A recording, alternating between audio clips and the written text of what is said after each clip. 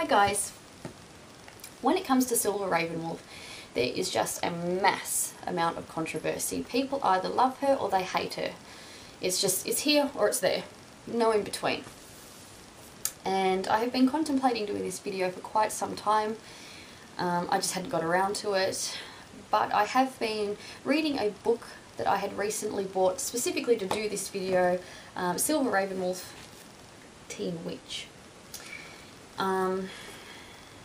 Now this video was actually supposed to be more or less a neutral, grounded video. I was not going to litter it with my own personal opinion. I was going to more or less try and research it the best way I knew how and try and gather as much public information regarding her books and how many people, do the statistics on how many people love her, how many people hate her and why, which I more or less have done. But while I was reading through not only the book but the reviews, I came to realise that I heavily agreed with one side more than the other. But that being said, now this was supposed to be a positive video because I have quite heavily defended Silver Ravenwolf in some of my past videos. So this was going to be a positive video, but unfortunately there is a part of me which has changed my mind since that time. Now, not all of it, but a lot of it. So I went to the first place that I thought of to go to find you know, a mass amount of reviews was Amazon.com. And the first thing I noticed that there was either a lot of reviews that were 1 out of 5 stars or they were 5 out of 5 stars, and then there was just the people who just sort of mulled around in between.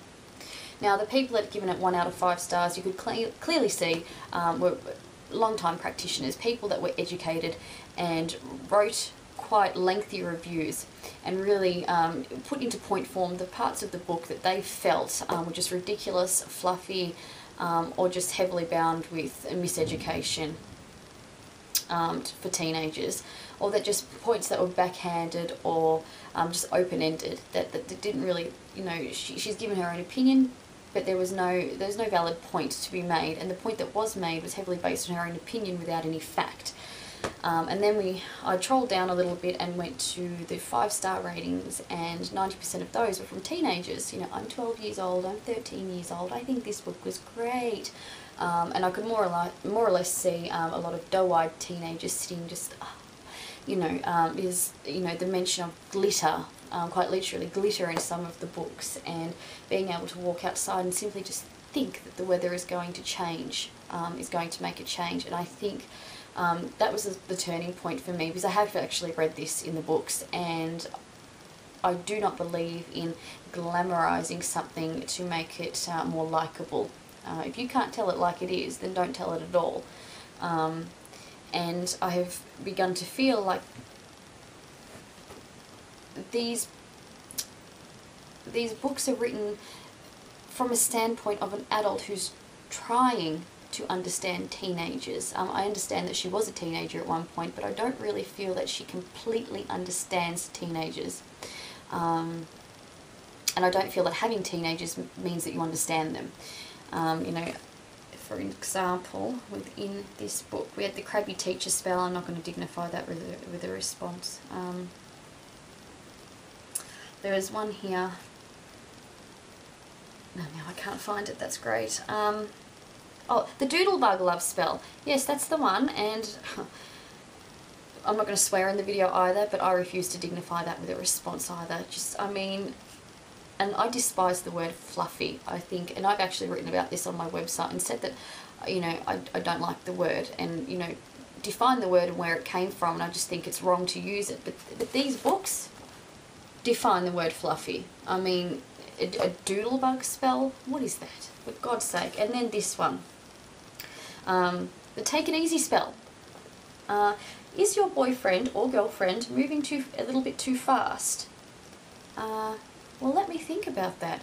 If you have to do a spell to tell your boyfriend or girlfriend to slow down, are they really worth having in your life? To me, that's just more or less dignifying the fact that, you know, pressure for sex. No. What she should have written is, if somebody's pressuring you for sex, you more or less just say fuck off. No, I didn't really want to swear then, but to me this was absolutely ridiculous. You know, you don't do a spell to ask somebody to take it easy. You just tell them, take it easy, that's it. If you're going to keep pressuring me, go away. Or in the wise words of Stewie Griffin, go away, fat man. That's all. Now, you know, and where I feel bad about this, actually, to be making this video and to be speaking, you know, as far as I'm concerned, so negatively about Silver Ravenwolf, is the fact that the first book that I ever read was To Ride a Silver Broomstick, and I loved it. I absolutely adored that book, but I must admit that the thing that I remember most about that book, it was something to do, I mean, I haven't memorised the book, put it that way, something to do with weatherworking. And she was talking about she was coming out of a grocery store in the US somewhere and simply thinking that she wanted the rain to stop, and it stopped. And I remember that, and I remember thinking that I could walk outside and just, you know, action the rain to stop, and it would stop. You know, sort of like in The Craft, where Robin Tunney at the end of the movie, she gets that look in her eye, like, rain stop, and all of a sudden the clouds roll over, and then there's a big clap of lightning and thunder, and, you know, the tree branch falls on her friends. I think that that's the idea a lot of teenagers get when they read these sorts of you know, the things that she writes in these books, and that's so wrong, because that's could not be further from the truth. And with this book especially, I find that all of the glitz and the glamour and the, you know, the pretty sparkly pictures on the front is just glamorizing something that doesn't need to be glamorized. It's beautiful the way it is. You don't need to put it in a pretty pink bow and put glitter all over it to make it more attractive for a younger generation. People will come because they want to, not because you have to force feed them glittery vomit. But yeah, anyway. So with turning the first few pages, there seemed to be a rather large table of contents for such a small book. You know, I'm talking 5 pages, but, you know, each to their own. Then there was the introduction for parents. Didn't understand this whatsoever. I understand the concept and why she's done it, but I don't think a page and 3/4 is really going to change the minds of parents who either, I wouldn't say ignorant, but have already formed in their own heads an opinion of what witchcraft and Wicca is, whether that be just from the way that they've grown up, their own personal viewpoints, their own religious path, doesn't matter. They've already got their own view, and a witch trying to change their mind and writing in a book that their child has brought home that, hey, your child's going to be okay, it's fine. To me, that just pissed me off, and I still want to throw it in the fire. My mother did it, so I really don't feel that, I feel like that was just a fluffy sort of butter up for parents, more or less. And then in the introduction for teens, now mind you, we're still in the introduction, we actually haven't got to the, even into the first chapter here at all. We come to the, how I got here, is what she's written. Now, a page later, we had, I've got to find it again, just bear with me. She nodded at my shocked expression. And did you know that in medieval times men were so afraid of women that the Christians of that day killed 2 million people, mostly women and children? The historians call the era the Burning Times. The Christian men claimed the women were witches. Now, that is just the sort of cited garble and hatred that sees the continuance of religious hatred and religious war. Okay, no teenager needs to be fed that in the first 2 pages of a fucking book. Okay, I'm sorry, don't do it. Everybody can learn for themselves about the past, and there is a lot more historically valid information out there than what is in this book, because as far as I'm concerned, it's in this book, it's in the Solitary book, it is in just about all of Ravenwolf's books. She really has to throw in that the Christians are bad, the Christians are bad, the Christians are bad. So we can really, you know, she's really defined herself as being somebody who really just needs to reiterate to everybody all the time what the Christians did to us. And I get it, and I'm sure that a lot of other people get it, But teenagers that are just learning do not need to be conditioned to think Christians are haters, all Christians are bad, because that's not the truth, okay? And I don't feel that you, as Silver Ravenwolf, are in a position to be, you know, to be writing that in the first 2 pages of a book, and in a very easy way conditioning them to go and question Christianity. I feel like you're already trying to turn them within the first 2 pages of a book, and that is very wrong. You don't need to give your own opinion on what how you believe Christians were in order to pull people into this path, okay? If that's what you have to do, it's not worth doing. They'll find the path on their own. You know, this he said, she said bullshit of the past, get over it, okay? You can't keep going on about it forever. And that really was the turning point for me, where I went, you know what, I just think that a lot of this is just fluff and garble. I know on my own path now, as soon as I hear in public, online, on forums, as soon as people start going on about the burning times and what the Christians did, I really don't want to hear it. I am a fairly large advocate for religious tolerance. Now, I'm not saying that I agree with all other paths, and I'm certainly not saying that I agree with the past, but I don't feel the need to force my opinion of the past and my opinion of other religions on other people. It's my opinion, that's it. Now, I guess the book isn't all that bad. It does speak about general rituals, the invoking pentagram, banishing pentagram. Actually, another interesting thing I did realise about this book, though, when I was going through it, it has the same lists of correspondences, alphabetic tables that Solitary Witch has, and that the other books have too. So essentially I feel that you could pick up any one of these books and you could find the same information in all of them. You don't have to go and buy all of them. Because it's just been rewritten, or you know, just been updated a little, revised maybe, and then just been put in a cuter outfit and resold again. That's how I really feel about this book. Now, one other actual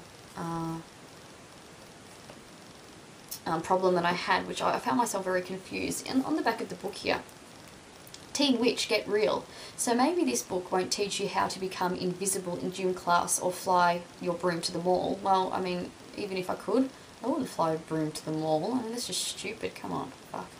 But it will teach you the core beliefs of witchcraft and how this ancient nature-based spiritual practice applies to your 21st century life. Okay, so we're talking about witchcraft, apparently. But in this book, you will learn about magical symbols, rituals, Wiccan holidays, sabbats and esbats, altars, meditation, psychic skills, book of shadows, spells, craft, ethics. Silver Ravenwolf shows you how to use witchcraft in real life. So, what are we talking about here, Silver? Are we talking about Wicca or witchcraft? That's another huge problem I have with this book. She's talking about Wicca and witchcraft interchangeably, like they're the same thing. No, they're not. Witchcraft is a practice. Wicca is a religion. And it's also, I see it right through the book as well when I'm reading it. And she's talking about it like it's the same thing. And I just find that really confusing. So, for somebody who has as much experience as she does, I would have thought that the book would be either heavily leaning towards one side or the other. Not just using all the definitions just willy-nilly wherever she sees fit. I really didn't understand that. So, I can't say that I actually recommend this book. If you are a serious teen, and I'm not saying that there's a lot of you aren't, you know, everybody in their own, you know, is serious to some degree, otherwise you wouldn't be here. But if you are looking for easy spells, or I don't even know what to say about this book. I really just don't like it, and I don't want to say that. But look, if you're looking for, I'm going to say it, and I feel bad for saying it, but if you're looking for fluffy garble, read this book. That's all.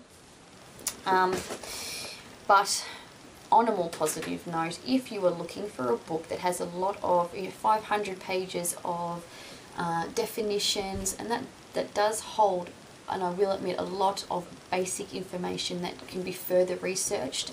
Book of Shadows, Solitary Witch by Silver Ravenwolf is much better. Certainly not perfect, but a lot less opinionated than other publications that she has. You know, of course you've got all your invoking and vanishing pentagrams. I'm sure if you can see that again. A lot of symbols, card layouts. You know, you go through parapsychology, poltergeist, palmistry, numerology, clairvoyance, dowsing, ley lines. There's a lot of definitions in here. Powwow, banishing negativity. You go right through all the tarot meanings, sigils, talismans. It's pretty late here, so I do apologise, I'm a little tired. Meditations, the chakras, you know, all the chakras, what they mean, colour correspondences, candle burning information, tarot and astrology. And it goes right through times to plant plants, moon phases, the tree of life. So I will say I will speak positively for this one. This is not all bad, and there are a lot of adults that still read this book. And me even being one of them, sometimes I will find that there are things where I will go through this book to find information. So this book, if you could pick any of her books, this would be the book to choose, because it really does have a lot of useful information. If there's something you like, you can research it further at a probably much more informative level and more valid source. So I do apologise to Silver because I was hoping to be a little bit more positive in this video, but unfortunately just can't do it. If you are extremely serious and are looking for a publication that isn't filled with garble and fluff, apart from the Solitary Witch, there is a book, and I can't really speak too much about it now because I've only just started reading it over the last 4 days. You know, really getting into reading it. G'day Palmer, and it's called Spirited. He's an Australian author, and he is young, and it really goes beyond everything that you will see in this book. It's extremely informative, it's insightful.